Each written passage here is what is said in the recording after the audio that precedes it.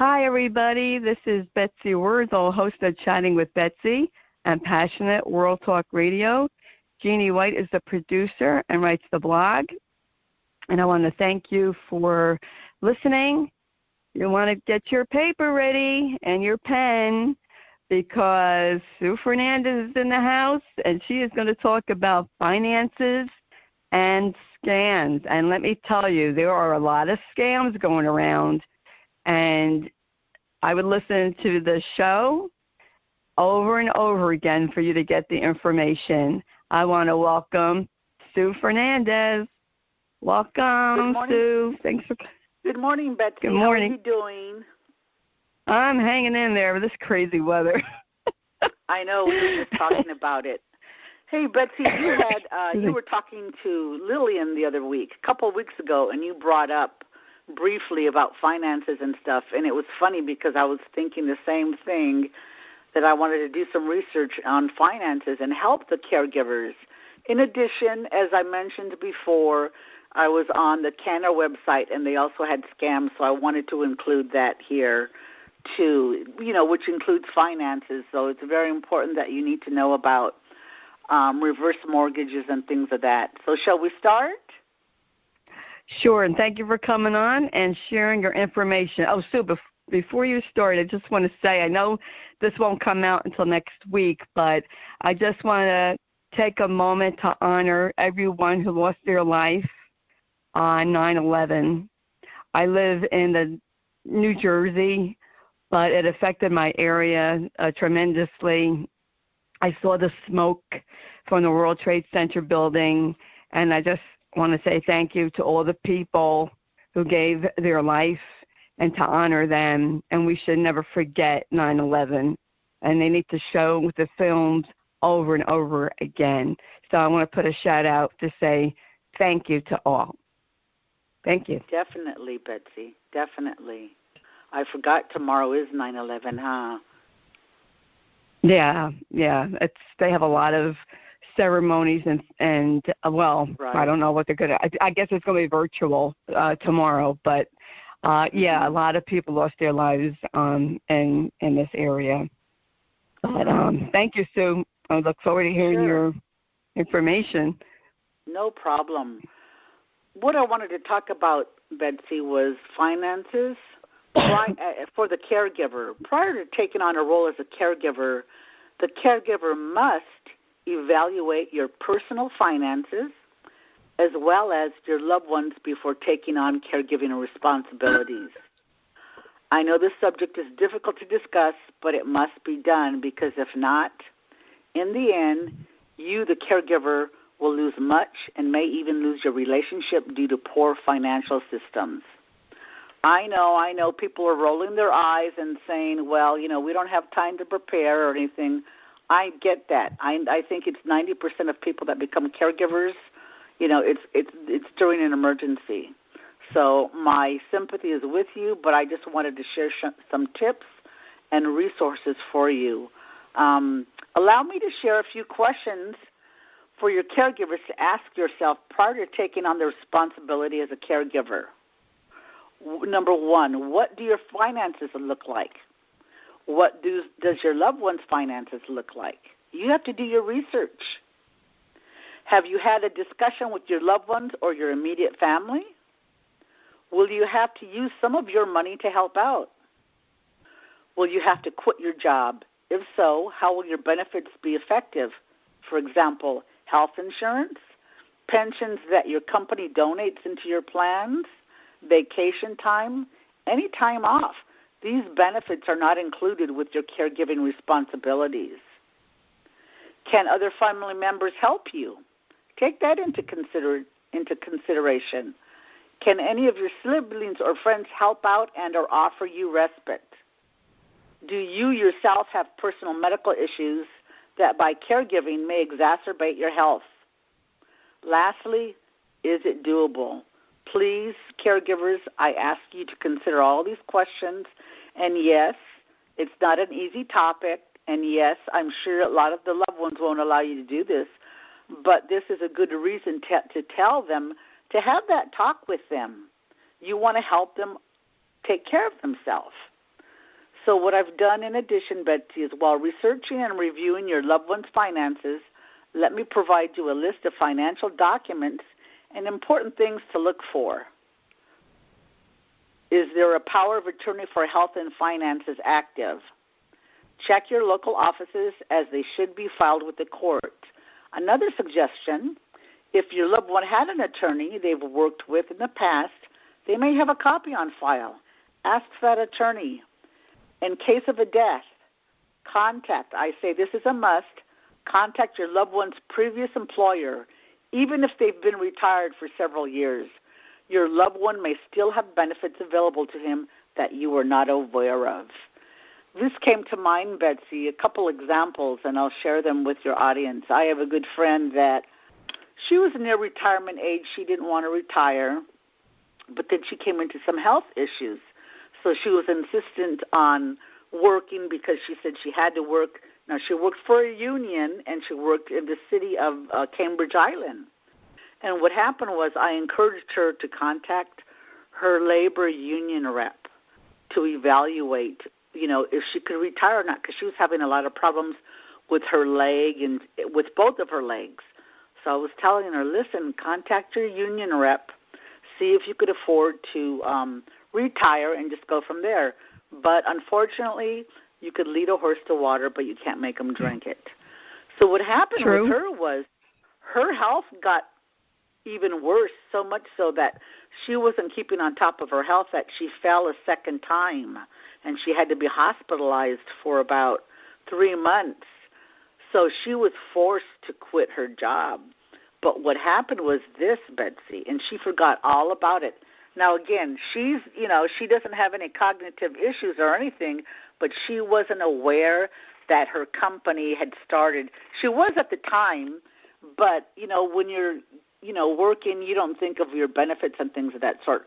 But come to find out, she had mentioned about 5 years ago, one of the representatives brought this new health insurance program that they would have to pay like $35 a month.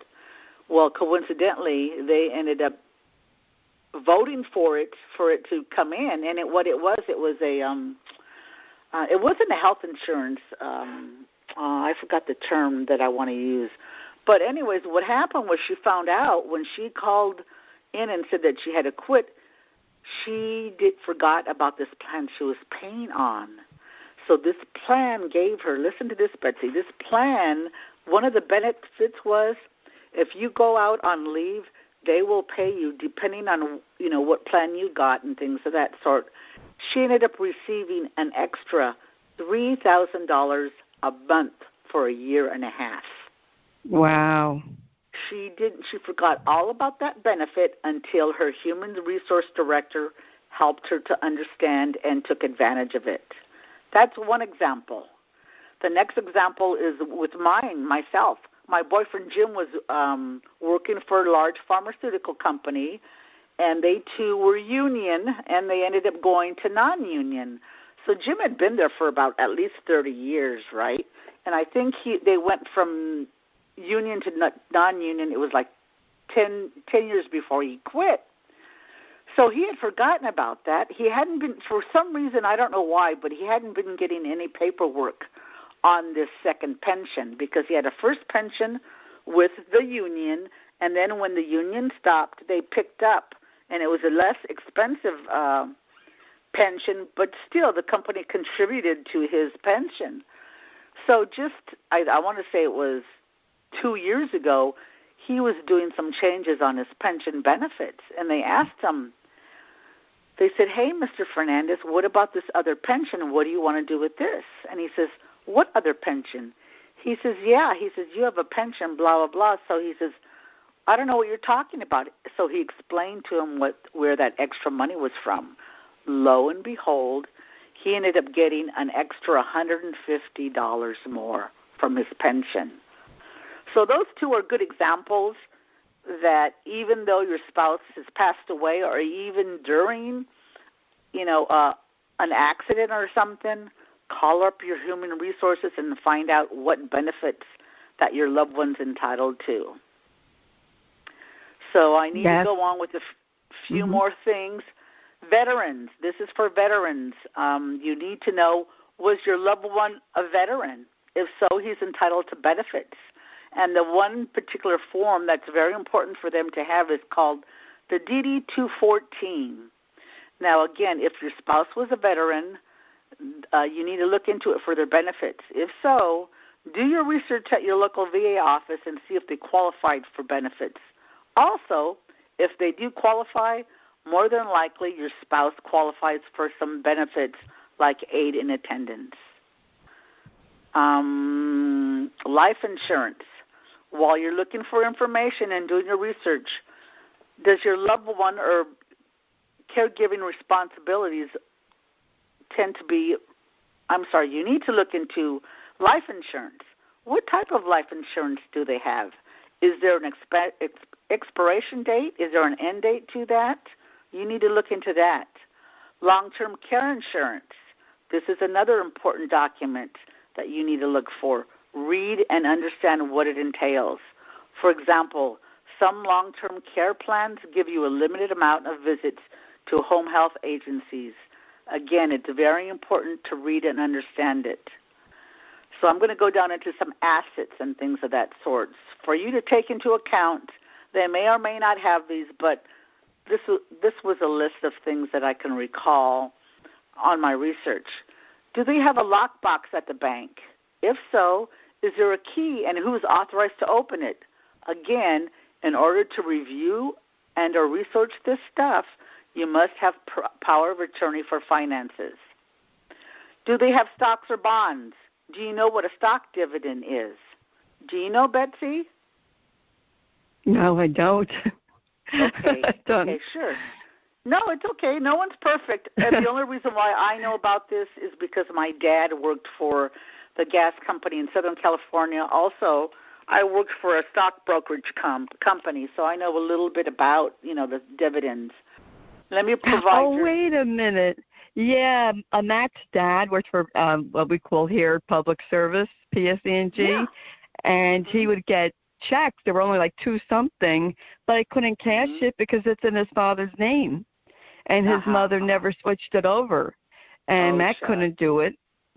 So that's $2 a month. That's like, gone it adds up. And as a matter of fact, that worked out so well that because my dad reinvested his money, that Mom got every quarter, I'd say, an extra $400 a month. So that helped immensely. Let me provide your listeners a definition of what a stock dividend is. It's a sum of money paid. Sure. It's a sum of money paid regularly by a company to its shareholders out of its profits. It's normally paid on a quarterly basis. As mentioned, my father worked for the Southern California Gas Company, and they had dividends on their stock.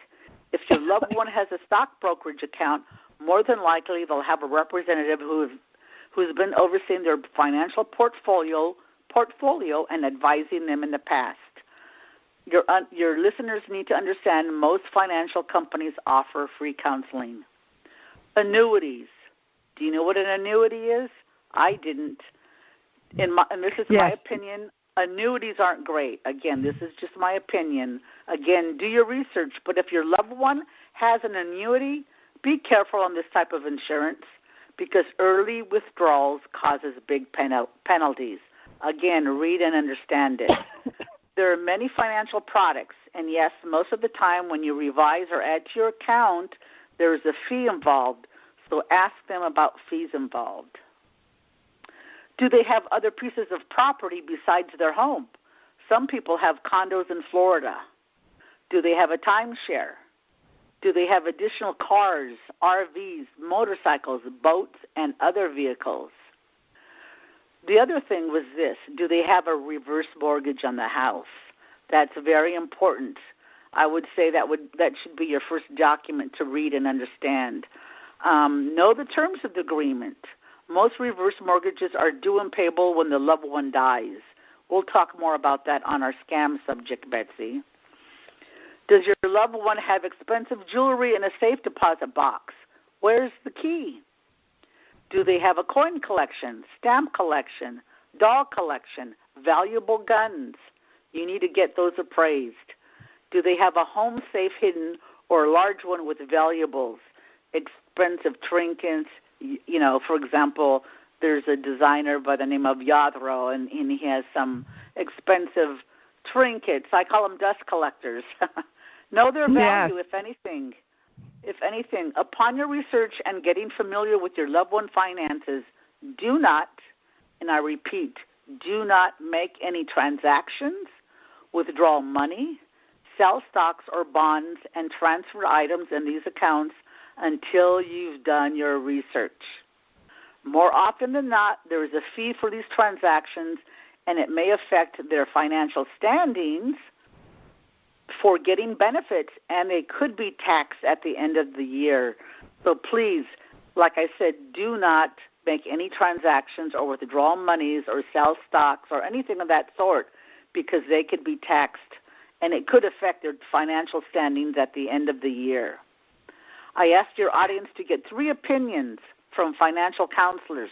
They're free, especially if you or your loved one already has a relationship with a brokerage company or other financial institution. Betsy, did you want to say something or ask a question? Yeah, you were talking about annuities.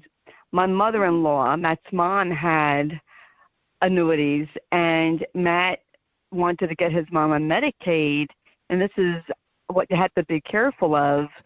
She was on the prescription program where you got to pay the lower amount or maybe nothing at all, PAD. I don't know if they have that in California. It's a government program. Well, he cashed out her annuity to spend down for Medicaid, and then she had to pay the full price of her prescriptions. So this is like it's like you're trading off one thing for another. It's really sometimes, I think, a no-win situation. So be careful with that. Right, and as I mentioned, because when I brought my mother to my house in Fresno, she had quite a bit of money, so I wanted to invest it. And so I had a guy come over with regards to the annuity he had to offer. It just didn't seem beneficial for Mom because you were limited on your withdrawals. And not that we wanted to take any withdrawals, but, if you could only take a couple of withdrawals for like $5,000, that's not going to help you if there's a medical emergency. So you have to read those documents thoroughly, and especially with the annuities and reverse mortgages. As I mentioned to you before, Betsy, I used to be a Medicare counselor, and about 90% of our clients came in after the death of a loved one and knew nothing about Medicare. And I'm sure the same goes regarding finances, Betsy. That's where I grew more and more compassionate about the elderly and their lack of, knowledge and things of that sort, and the resources. Power of attorney. Here we go, Betsy. Power of attorney for health and finances. These 2 documents are the most important to obtain. If your loved one does have the financial means, get an attorney to type up an agreement for caregiving services. This in itself, Betsy, will help with a lot of animosity between family members and things of that sort. So if the family member says, well, why are you getting paid? And tell them, this is an agreement that Mom and I discussed. Get a caregiver agreement. And I'm sure an elder care attorney can help you with that. The other thing I wanted to mention, Betsy, was listen and learn from other podcasts. I'll give you an example. I was on Facebook, and good old Susie Orman offered a book for $10. And it was called The Ultimate Retirement Guide by Susie Orman. I highly suggest you purchase and or rent it from a library. The cost was only $10. That's not expensive. In addition, and I know for a fact because I purchased this too. This was 2 years ago. I purchased her Living Trust package off of QVC, and it was $80. And it's still $80 because I see it. But because I bought that book for $10, they're offering it for $60. So there's saving you some money. The other thing is I was able to do some research regarding Gary Barge, the podcast you had with him, the owner of Today's Caregiver. They've got great resources there. Very good. I think I mentioned to you, I've known of him and his services It's just that it's been so long, and I forgot all about it. But they've got some great resources. Last week, Betsy, Canner had a town hall meeting, and the subject was senior scams during a pandemic. And he mentioned several scams, but one that stuck out in my mind was a reverse mortgage. Senior citizens who own their home are sitting on a lot of equity. Only, and I repeat, only obtain a reverse mortgage if this is your only option. There are a lot of fees involved, and in 10 years your balance has increased exponentially. Also, the amount you take out is not the whole equity in your home. It may be little as 50%. So let me give you an example. If their house is appraised at $300,000, the mortgage company will only allow you to take out about $160,000, not the full equity. The main reason is that the mortgage company wants a buffer and that they'll eventually get their money back at the end of the life of the term. These loans are very expensive, interest-accruing, compounding loans. Did you know that on a reverse mortgage they can repossess your home if you fail to maintain the property? Yep, that's one of the requirements. The other requirement is payments. I didn't know that. Yes, definitely. Payments are due upon the borrower's death. So, and most of the reverse mortgages have that clause in there that upon the borrower's death, and I'm sure they'll give you maybe, 30 days. Maybe, so what happens is I'm just using you an example. If your mom has a reverse mortgage and she owes $200,000 and the property is worth $400,000, and the only way you can take over is if you pay that full mortgage of $400,000. So, I don't know anybody who has $400,000 sitting in a bank somewhere. So what Canner offers, they have a website, and their website is www.canhr.org. They offer a free downloadable booklet called The Reverse Mortgage, Financial Lifeline, or Financial Trap. This booklet also provides costly options like a home equity loan. Their number at Canner is 1-800-474-1116. Canner offers alternatives to reverse mortgages called the Home Equity Protection Program. They will educate and advocate for you regarding your financial issues. Please do not get a reverse mortgage unless you've looked into all your options and checked out, because reverse mortgages are like mortgages. They're very different one to another. One other website they offered, and I'll share it to your viewers, to your listeners, it's called Charity Watch. They're a legitimate charity organization.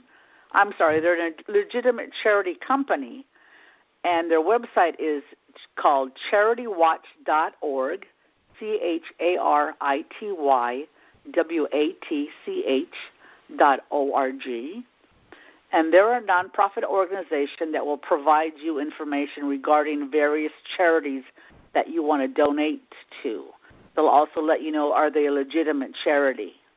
So that's a good website. The other scam was stimulus check scams. Betsy, you and I talked about this. If you've received a check and someone calls and asks for your Social Security number, don't give it to them. If you're still pending a stimulus check, you can go to the IRS. Their website is www.irs.gov.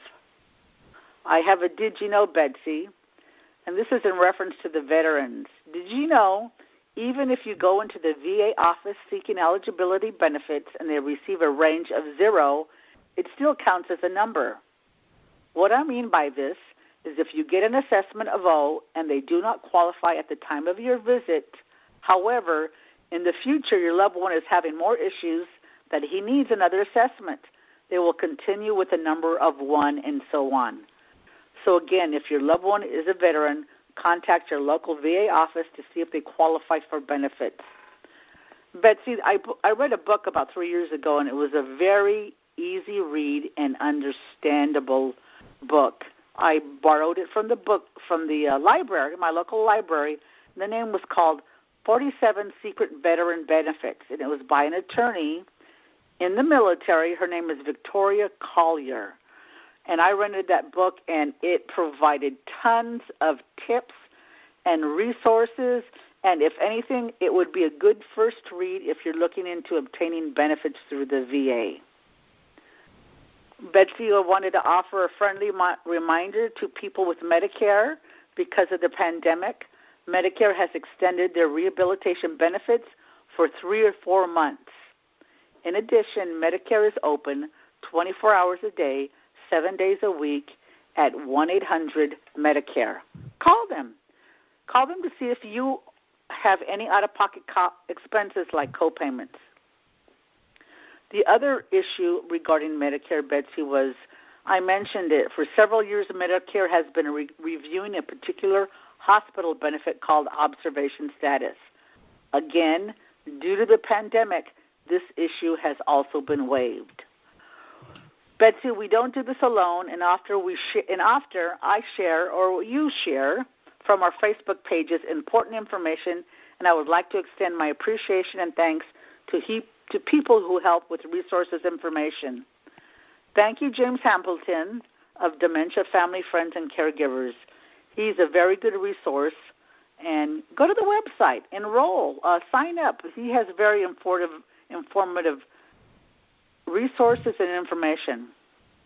Lastly, Betsy, thank you, Betsy, for the opportunity to share these resources to our group, and a big thank you to our 2 Earth Angels, Jeannie White and Lillian Caldwell of Passionate World Talk Radio, for making it happen and happy. Thank you, Betsy. Oh, well, thank you, Sue. And I want to thank you, Sue, for being a big part of Chatting with Betsy. This Chatting with Betsy is 1 year of this month. I was given the show, yes. That's my anniversary month, so I want to thank you for helping me have a successful show, because your shows are very well received. People love your shows and, your information when you come on. So thank you for sharing valuable information. Like I say this all the time, Sue, I wish there was a Sue Fernandez 20 years ago giving this important information. I also want to recommend for people to seek out an attorney who specializes in elder law and who can help you with the VA. Now, I'm probably not going to say this lawyer's name right, but go to the Center for Caregiver Support group. And Michelangelo Martello specializes. He's in, I believe, Tampa Bay, Florida, but he can help you with veterans benefits throughout the U.S. He specializes in that, and he was just on Brian Morris's show, Let's Really Talk About Alzheimer's, and he gave great information. So check out the Center for Caregiver Support, and you could see Michelangelo Martello's information link on there, because people who were denied VA, he was able to get them the VA.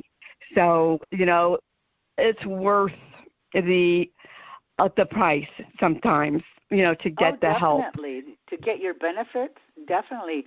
Betsy, I need to interject for a second, and I'm glad you brought that up. But one thing is this, and this is what caught my attention a couple of years ago. I mentioned that I attend a lot of different conferences and seminars for the elderly, and I also go to a lot of the facilities where they offer free counseling. And a lot of attorneys, and this is not, I'm not saying that your representative is this way, but there are a lot of attorneys that state that they could help you with the VA benefits. But this is one thing the listeners do not know. And there are certified attorneys, and there's some that are not. So make sure that they're certified through the VA to counsel you. because a lot of them are not. There's a lot of scammers, and even though they may do the documentation, it doesn't mean that they're certified. So a lot of them are just trying to find out what your finances are and maybe try to put you into a different financial situation. So again, you need to ask them, are they certified through the Veterans Administration to counsel you? That's all. Like I said, I attended 3 different seminars here locally, and I believe out of the 3, none of them mentioned that they were certified through the VA to do this. That's good to know. Michelangelo Martello is. He's Great. certified. He can help anyone in the U.S. to get VA. Super. I'll have to put him on my resource list, Betsy. Thank you. Yeah. I heard him speak, and I'll tell you what, if I was in Tampa Bay, I would have ran to his office after seeing him. Really nice guy, very nice. Right. A wealth of information, and he is certified, and he's been doing this for years. So he's very Betsy, where did experienced. you find him? Was it on a podcast or what? I did. Well, he the Center for Caregiver Support. It's a Facebook group, and he sponsors. He sponsors that group, and you can find Michelangelo Martello there. He's on Facebook, and I would definitely, have the confidence to go to him if I, lived in that area. If I had a spouse who was a VA veteran, I would definitely contact him via phone, Zoom, or whatever. I definitely would. And I also want to recommend, if you're trying to sort through Medicare Maze prescription program, go call your senior center. I don't know what they're doing now with the COVID, but when I went 2 years ago, the social worker helped me. But it's a whole new way of doing things now. So contact them and see what they can do. Yeah.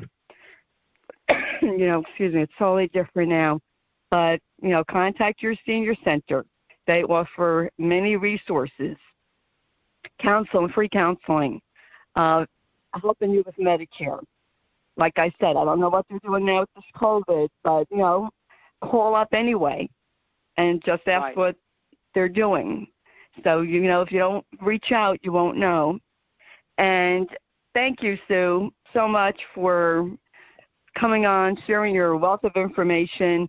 If you missed any of this podcast, want to hear it over again, you can hear it on Spotify, Spreaker, Google, iHeart, wherever you hear podcasts, also on YouTube. And I want to thank Lillian Caldwell, CEO, Passion World Talk Radio, for the station, and Jeannie White, of course. You're right, there are 2 angels, 2 earth angels, and just be kind, people. And this is the one crazy year, as we all know, and we need to shine our light bright. So until we chat again, this is Betsy Wurzel, host of Chatting with Betsy on Passionate World Talk Radio. Bye-bye, everybody.